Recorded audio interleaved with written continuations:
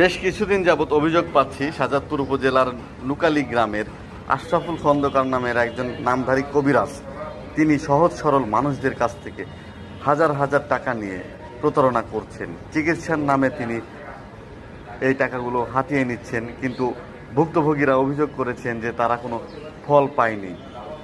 তিনি নাকি জিনের মাধ্যমে এবং পরীর মাধ্যমে মানুষের সকল রকম সমস্যা সমাধান করে দেন।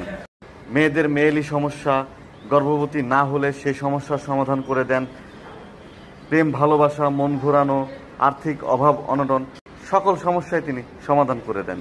তাই আমরা গিয়েছিলাম কথিত কবিরাজ আশরাফুল খন্দকারের বাড়িতে, জানার চেষ্টা করেছি যে আসলে তিনি কিভাবে মানুষের সাথে প্রতারণা করছেন, নাকি তিনি আসলেই সঠিক চিকিৎসা প্রদান করছেন।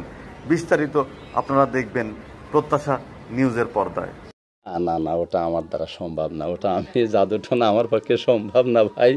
যেটা আমি করি না সেটা আমার ওটা বলে লাভ নাই। আমি ওই লাইনে নাই। প্রেম ভালোবাসা বা মন ঘোরানো, না না না না, ওটাই আমি নাই ভাই।